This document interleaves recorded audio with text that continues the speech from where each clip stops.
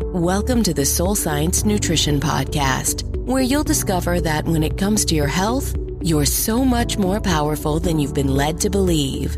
And now, your host. She's a holistic nutrition and lifestyle coach, chef, author, and yogi, Christine O'Casey. Hello, and welcome to Soul Science Nutrition. I'm Christine O'Casey. Thank you so much for tuning in to today's really special show. So today we have our guest, Michelle Garside. Michelle Garside is an amazing woman. She is the co-founder of Soul Camp, an adult transformational sleepaway camp, as well as Soul Camp Creative, a full-service strategy and branding agency devoted to working with conscious companies and brands positively impacting the planet. Michelle is a force to be reckoned with in the consciousness space. Her work has been featured in Oprah Magazine, Travel and Leisure, Fitness, Women's Health, Good Morning America, ABC News, Parents, Fortune, and Forbes. Michelle has worked with some of the most amazing thought leaders in the consciousness and healing space, including Gabby Bernstein, Joy Bauer, and Marianne Williamson. Michelle has been described as an exuberant spark of creative genius, a force of positive energy and bright light. I have had the pleasure of working with Michelle a couple of times to launch and grow my businesses, where I can honestly say I've never met anyone that has the potent combination of intuition and marketing brilliance that she does. And Michelle is so kind enough to share her time with us today to explore the transformational powers of food on her journey. We're going to dive deep into Michelle's toolbox for healing her relationship with food and explore some powerful themes. The first is how healing our relationship with food is about learning to truly nourish ourselves. How healing happens when we make the conscious choice to feel all our emotions. How connecting to a higher power or our true self is powerful medicine. And finally, Michelle and I are going to talk about the joy of finding freedom in your body and letting go of body manipulation. Okay. Welcome, Michelle. Thank you so much for being on Soul Science Nutrition today. I'm so grateful to have you here. Oh my gosh, I am so happy to be here. I'm so excited to be in conversation with you. Thank you for having me. Yeah. And we're living in really interesting times, aren't we? We are. There is a lot to feel and to move through and to process. And for someone who just recently, over the past few years, has really learned to feel, it's interesting times for sure. Yeah. And I think that's a beautiful jumping off point. You know, here when we talk about our relationship with food and health, it's really all about the journey, isn't it? And the process of coming into just a deeper level of awareness for everything that is going on with us, right? Absolutely. Yeah, because, I know that you stand for this fully also, is food is like our ultimate nourishment, right? And so, like, our relationship with food is really our relationship with nourishment for ourselves. So it's not just about the food, it's about our feelings, our thoughts, our actions around actually just taking care of ourselves. Oh my gosh, yes.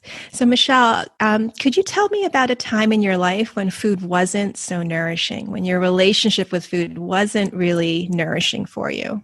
Yeah, well, truly my whole first, I would say, 30 years of living, and excuse you might hear some sirens in the back. Yes.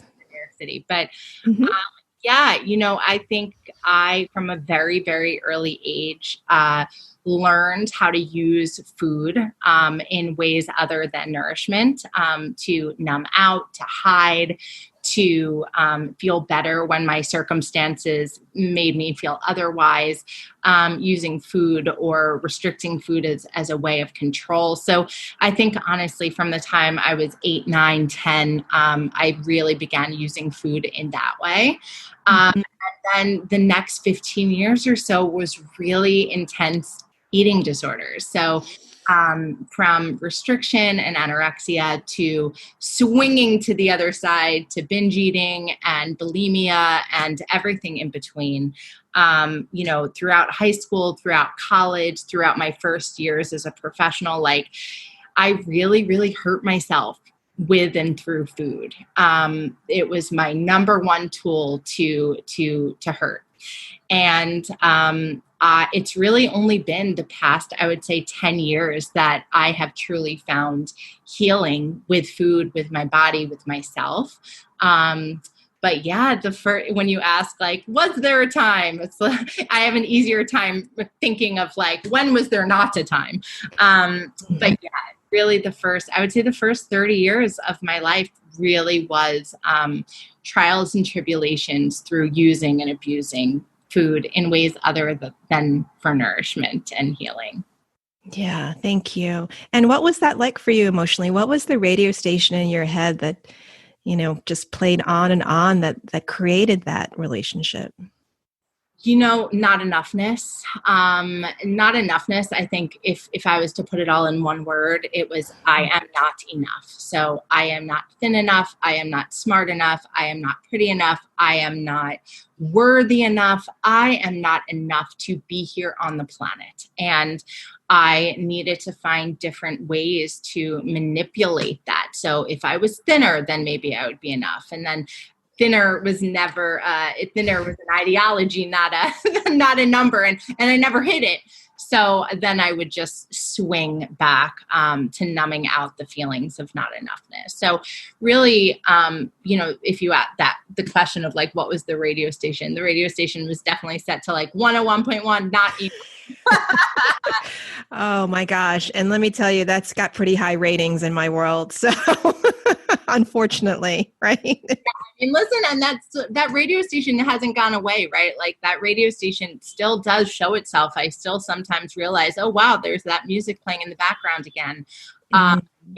It's not like I'm completely healed from the patterning that got me to abuse myself with food, but I have other systems of support. I have other things that I rely on and go to when I hear that 101.1 playing. I reach out for something else. Yeah, thank you. What was the point? You said it was fairly recently, right? In the sense that you're still on the journey. I mean, we all are still on the journey. But what was the turning point for you when you knew something had to change? Yeah, so I found 12-step recovery, and I found what I refer to as God back in 2006, which is 14 years ago. Okay. But even while I found recovery, there were still relapse after relapse after relapse. And it really wasn't until 6 years ago. So I had just started dating someone, and my eating disorder and my disordered relationship with food was such a part of who I was, such a part of my identity. I just kind of bluntly told him, listen, if you don't hear from me for a few days, this is what's going on. Sometimes I just disappear, but like, I'll be back. Don't worry.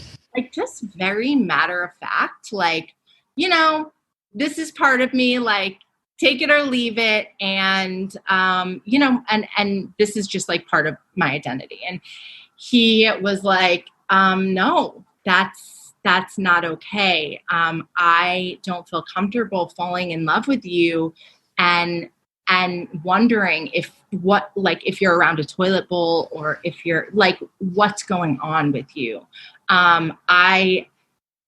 He said something to me that just really woke me up. He said, Michelle, you're an old timer in this addiction with food and abusing your body with food, and old timers die. And he kind of gave me, like an unspoken ultimatum. And we had literally just started dating. This was like month 2 of dating. And he was like, either we just end this right here, and or you really need to work through this. And it just woke me up to like, oh wow, like there are 2 paths in front of me right now. And I chose the path to go back to that room, 12-step meeting, raise my hand and say, listen, I really need to work this the real way. I can't just like show up and half-ass it. Like I need support. I need a sponsor. I need a food plan. I need someone helping me with my relationship with God, with a higher power. And that was 6 years ago. And that man is now my husband, and, the father of my 2-year-old. And, but it really was this moment of time where I had choice, and and it wasn't just about me anymore. You know, my addiction with food was really, really selfish. Like I would just not show up for the people in my life or for things in my life if I was feeling disgusted with myself. Like it was all about me. It was all about my body. It was all about the food. And you know, when Eric, my husband, you know, stood before me crying and was like, I'm falling in love with you. Like, are you going to choose this, or are you going to choose to continue abusing yourself with food? It was like so clear that I wanted to choose another way. And I've been abstinent from bulimia for all of that time since that conversation with him. So yeah. That's kind of the last few years, which have been really, really amazing. So beautiful. Thank you. It's such a courageous awakening to have, right? A real clarification process where I got this image of you literally saw like a fork in the road. Absolutely. Yeah. Yeah. And it's those moments now that kind of wake us up. Sometimes they have to bring us to our knees, right? To really get the clarity and what really matters, who we're going to be. Yeah. Right. And especially in times like this, you know, that we're going through and learning through, it's so uncomfortable. And my go-to medicine for being uncomfortable, be it through I feel fat, I'm uncomfortable, or the world is burning around me, I'm uncomfortable, has always been food, has always been stuffing the feelings down. So that it's, you know, I always say it's so much easier for me to feel fat than to feel scared. It's so much easier for me to feel fat than to feel like, wow, you know, to look at my own, you know, limitations, my own white fragility, my own white supremacy, right? Like to look at that ingrained stuff that feels so uncomfortable. It's easier for me to just overeat and feel fat and then concentrate on that feeling instead. And so when times are turbulent like this and there is upheaval, ever more so, I have to be vigilant to stay in the feeling, to feel my feelings, not to feel my food. Oh my gosh, medicine, right? Cuts both ways sometimes. Medicine can heal, or if we abuse it and overuse it, right, it does the opposite. Yeah. So you talk so much about what we talk about here on the show, which is the pathway through, right? And it's using a different way to manage our emotions and our perspective, really, right? How our emotions inform, well, what's really happening and how can I navigate this, right? Yeah.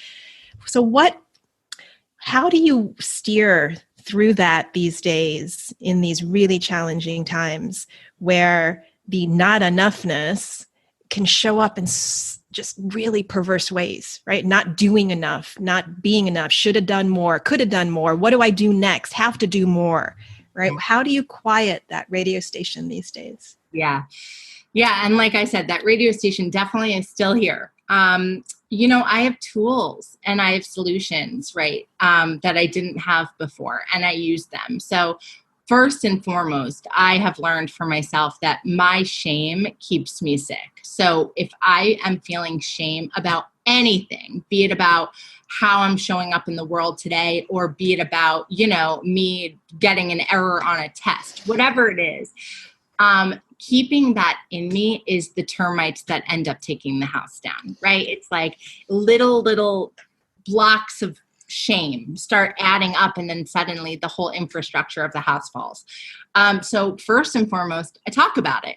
I have trusted friends. I have people in my 12-step recovery, you know, that I turn to when I say, hey, listen, I'm feeling like really not enough, or, hey, I'm feeling like, I'm not showing up the right way in this moment, or, hey, I just ate, 5 extra rice cakes, whatever it is, right? Like, I immediately need to get that out of me, because if not, it will keep me sick. It will just topple down the house.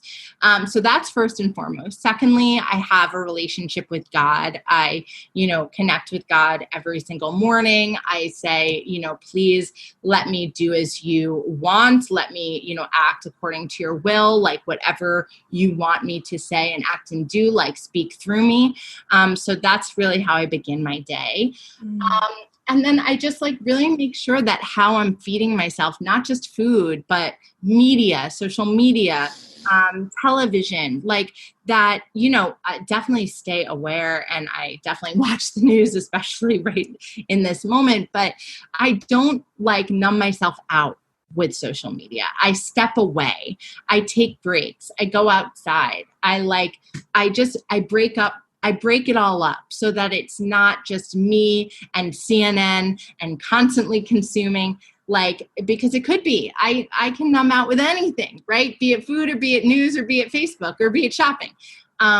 So I really just am aware of that. I know myself without judgment. That's the other thing. I really don't judge. If I overeat, I speak to myself kindly, as if as I would want my friends to, right? Of course you're overeating a little in this moment, Michelle. The world is burning. It's okay. Be gentle. Have tools in a toolbox, right? And those tools are about emotional, about physical. I move my body in a way that's really healthy and not overdoing it. I don't hurt myself with people or places or things, but it for me, it's definitely community based. I rely on other people. I cannot do this alone. And I rely on a higher power. Whatever, you refer to as that, I refer to it as God. Yes, thank you so much for that. There's a lot to reflect on here, because we need to recognize that our struggles with food and our body are multidimensional, and we need a variety, a broader menu, if you will, of options on how to cope. We need to build a toolbox. So tell me more about, your connection to a higher power, because this is huge. Because I've come to see in my own journey of awakening that when it comes to our food and our health issues, there's the biological, the psychological, and the emotional.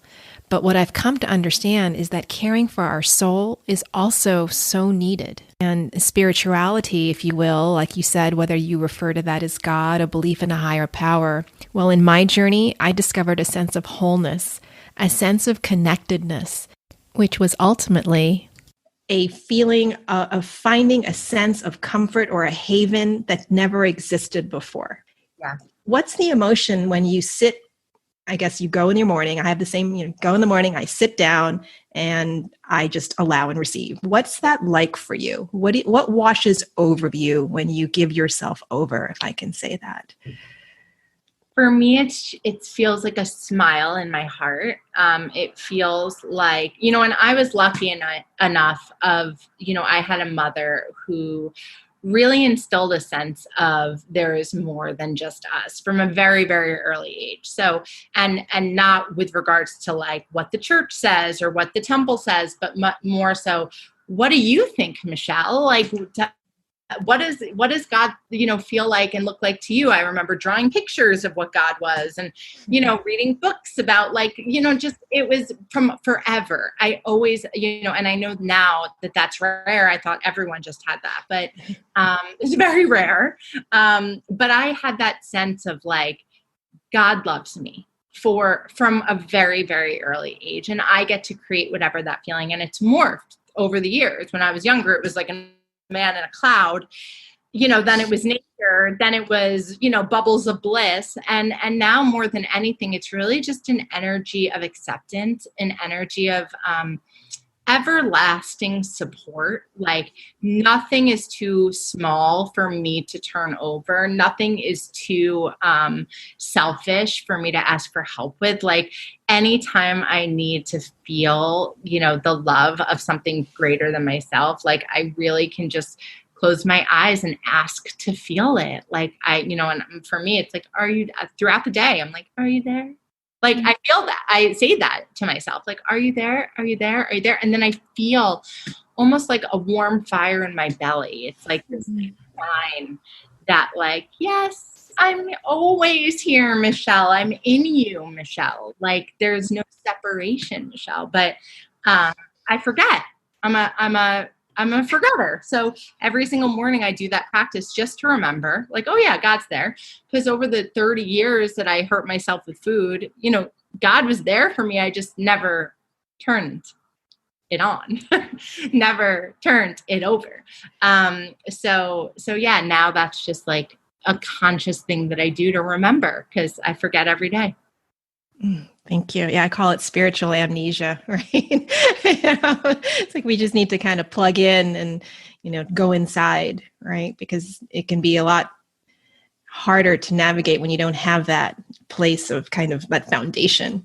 Absolutely. So, yeah, it's really an inside job, isn't it? As they say, as cliche as it is. It really is an inside job. And what you were talking about with regards to all the diets too, it's like, from when I was 9 years old, I was in Weight Watchers. I was in Jenny Craig. I was a vegan. I was a vegetarian. I didn't eat carbs. I didn't eat sugar. I didn't eat flour. I went on just cleanses and colonics. I was raw, like you name it. And it was never about the food.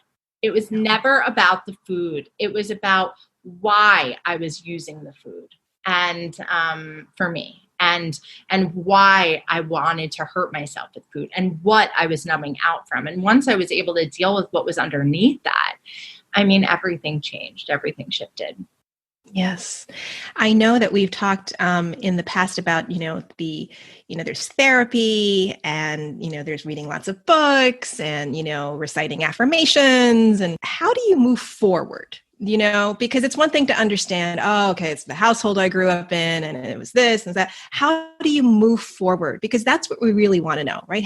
How do we start to fill our toolbox so we can live today instead of just, okay, now I understand, but now what do I do? Tell me about your process.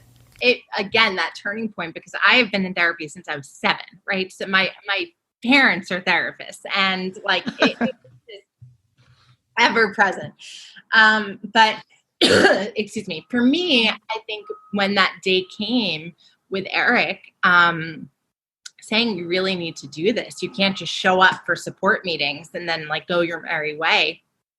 I made a conscious decision to do the work. Like that is the turning point, that choice to begin to do the work. Yeah. And with that, it's not necessarily like I hired more people it was just my actions. Yeah. It wasn't about like hiring someone new or, getting another therapist or getting another this or another that. It was just really the conscious decision to begin to truly take action. Because at the end of the day, we all have an idea of what we need to do, right? So it's just figuring out why we haven't done it. And like for me, the food was really working for me as far as I at that time really needed to not feel. I really needed to just numb out. Like there was a lot of shit that like I wasn't ready to face from my childhood, from my past, from all of that. And so, thank you, food, for numbing me out when I needed it. And then the day came when I was ready to move through it. And what that looks like for me is I have a therapist that I'm working through trauma in my childhood with.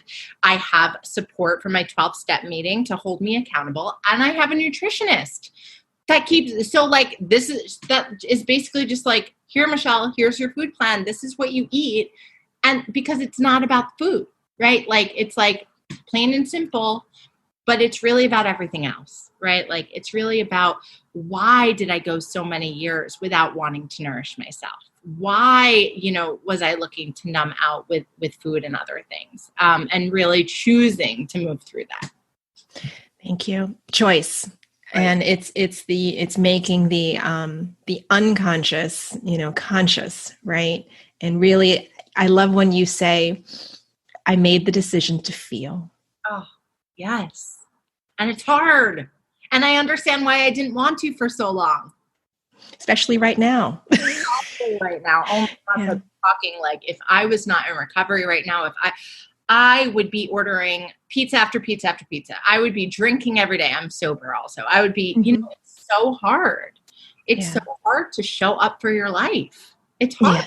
Yes. And so how do you help yourself show up for life? What's your secret? What's the medicine for showing up, Michelle?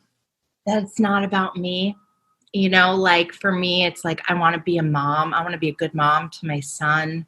I have changed, especially now more than ever. Like clearly I want to be part of the change that is needed in this world. And if I'm just sitting on my couch eating and watching Bravo, there's no way that I'm going to be able to be of service to other people if I'm not of service to myself. So like that really is like, if I want to actually like make impact on this planet that I'm in while I'm here, I have to do the work. I have to do the work, and it starts with me, and then it goes to my family and my son, and then it goes to the greater community, but it starts with me. Oh, thank you. So beautiful. I know one of your favorite mantras is life is happening for you, not to you. Can you tell me about that? Absolutely. I mean, it really is just the belief that every hardship, every pain point, everything is happening for us. I mean, even right now, just using the example of what's happening in our country, like I truly believe this is happening for our country to make our country a better place. Like this needs to happen. And like the systems, the way that they were not working, never were. They're only working for some people, and that doesn't work. So, just, and then to go to a more micro example, it's like, if I lose a client contract, or if a sponsor for my event, backs out last minute. In the past, I would have gone to like, oh no, woe is me. This is bad, judge. And now I'm really able to think like, this is happening for me. I wonder what space, in the space that is cleared from this client, who's going to come in her place or in his place, like in the space that is cleared from the sponsor for the event, like what's going to be created instead.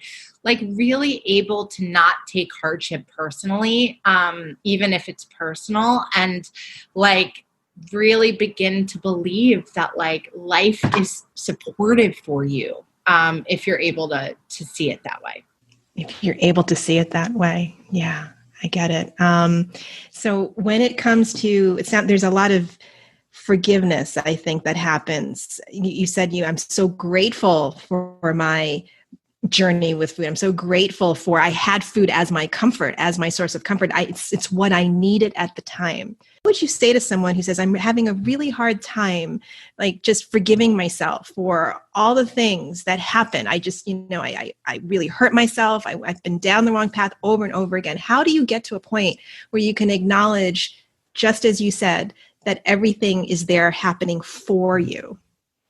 I mean, for me, what I would say and what I've done in the past is really getting in touch with that little girl, like the younger version of myself, and really like seeing her. For a while, I like carried my iPhone, background was a photo of myself, at 7 years old, really connecting to her, really talking to her or him, right? Like really understanding what they were feeling, what they were going through, what was going on that made them turn to food in the first place, right? It's because that's the first step. It's really getting back to the, like, not even the why, but like the feeling behind it, right? And if that feeling was, I was lost, I was scared, I felt alone, I was isolated, I had nowhere else to turn, then, you're able to have more compassion for that little girl. You're able to like really want to hold her instead of berate her. It's easier for us just as humans to like, have that compassionate feeling for children who are just don't have, the tools yet. And you watching, you didn't have the tools yet. So that would, I think, be what I would say is like, if it's carrying around a photo or, really doing some meditation, like really getting back in touch with the younger version of you before you started using food and really figuring out like the what and the why and how you were feeling, and really connecting there. Oh my gosh. Yeah. Inner child work, right? When we remember our innocence, it allows us to be more tender, as you said, more gentle. And I think isn't that how we heal? I mean, it's not through, criticism and shame. It's through love and self-acceptance. Absolutely. Yeah. Thank you. Oh my gosh. Now, I've had the pleasure of working with you a couple times now in your brilliant, I don't even know how to describe it because I still don't know what happens. Michelle, as I've introduced you earlier, brings this incredible blend of spiritual intuition and creative genius. And it's almost, I want to say, 100% channeled or energetic in nature. So I want to ask you, Michelle, your connection to a higher power, the deep dive you've gone on to really know yourself and become more awake in your life. What is the role of intuition in your life? How do you describe intuition? How does it guide you in your everyday now, in your work and in your self-care? Yeah, I love that question. I mean, for me, God and intuition are really, really closely entwined. It's almost like intuition is the voice through which God speaks in a way for me. I feel like it's God-given. I don't really see a separation. So for me, it's a tuning in. Like what I truly believe is that we already know the answers already, right? It's the decision is, do we want to hear those answers yet or not, right? And sometimes we don't, right? Like especially when it comes to like relationships or big decisions, like sometimes we don't want to know. And that's fine. That's okay. But yeah, for me, I really look as intuition as God-given and throughout the day I check in. I call it checking in. I check in, before I respond. I check in before I post something. I check in to make sure that like what I'm doing is in integrity and in alignment with what my intuition already knows. And then, yeah, when it comes to the brand breakthroughs, holy moly. I mean, I could not do those brand breakthroughs. And to your point, I very rarely frame it this way, but it is all channeling. Like I'm able to create a clear space within to just hear that God-given voice. And then I just write it down and then boom, whoa. But if I was like filled with shame, if I was filled with resentment and regret, I wouldn't have as clear of a space as I needed to within in order to create what I need to create every day. What do you know about your body now and our human body, I should say, in the last 14 years? Like what didn't you know and what do you know without a shadow of a doubt now? I mean, without a shadow of a doubt is like our bodies are the vessels that are carrying our true selves. And, it's like, how do we want to move in these vessels? Like, oh my gosh, I have a body. How wild.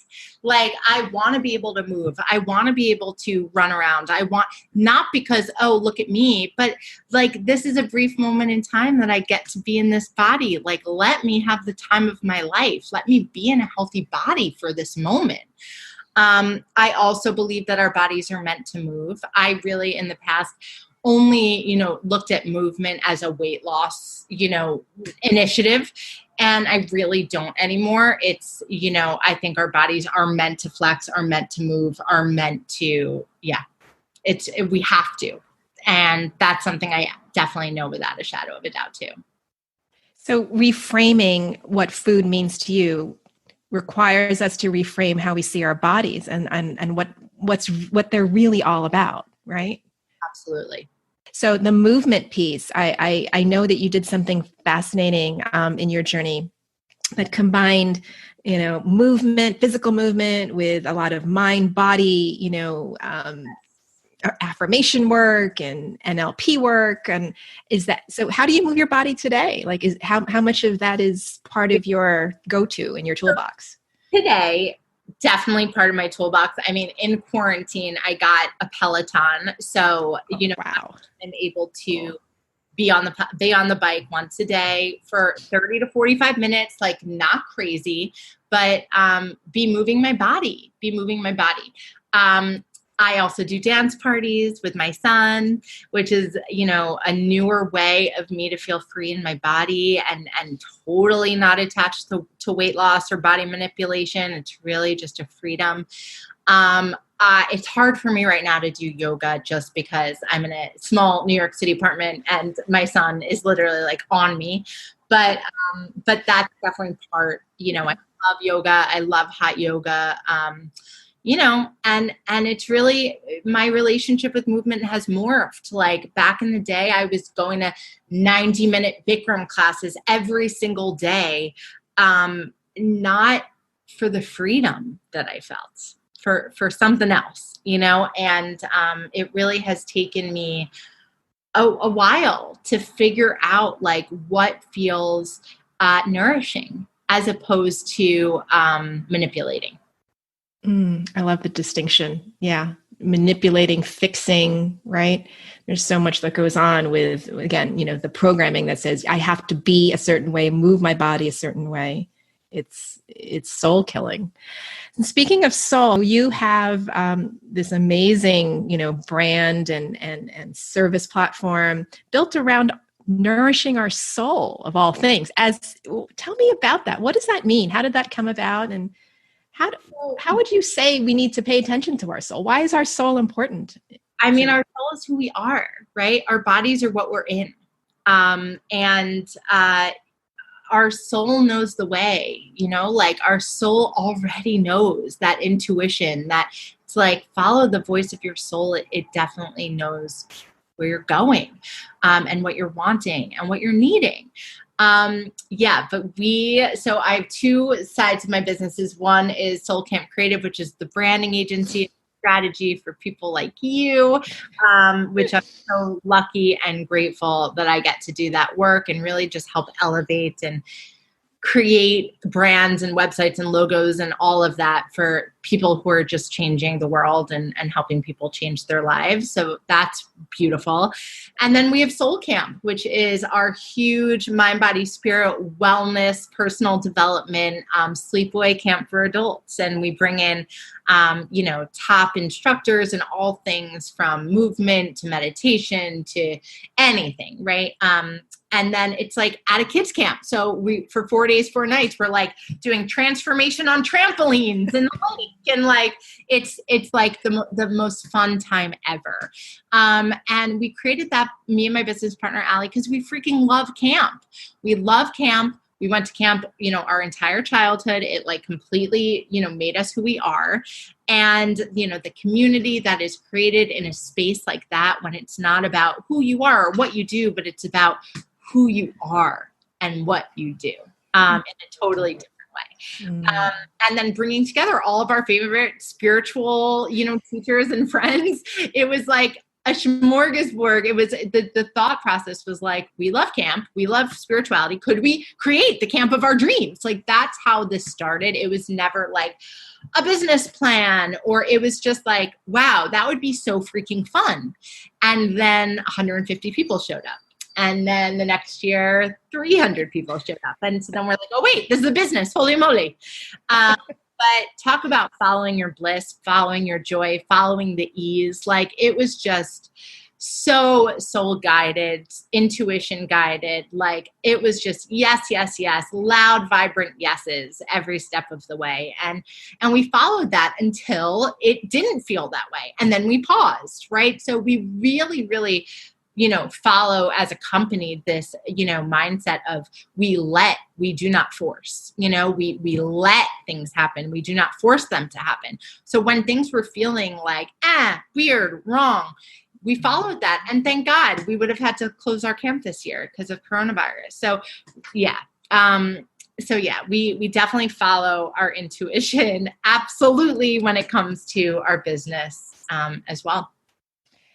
Right. So what we do, one way we do always, and I think the journey with food and coming into a greater understanding of being able to trust yourself and trust your body and trust life, it just resonates on so many different levels, beyond the food that we put in our mouth, but it's actually how we navigate.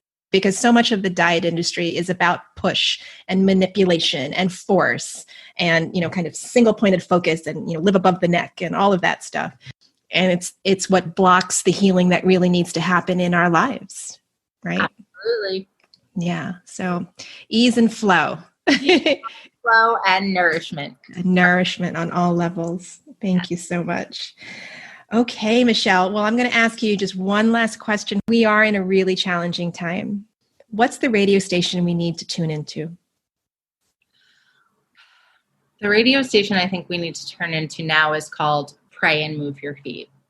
I think that we need to take care of ourselves. Yes, we need to do our inner work, but we also need to take action. It's not just about the inner work anymore. It's not just about how do I heal myself. It's about how do I help to heal the collective. And yes, of course, that has to do with ourselves. But,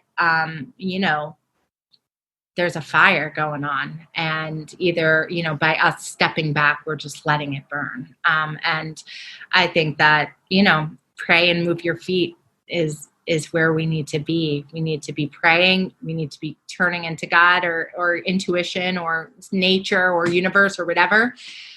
And we need to be doing something. We need to be helping to create the change we want to see. Oh my gosh. Pray and move your feet. All right. Amen, Michelle. Getting a t-shirt made right now. Yeah.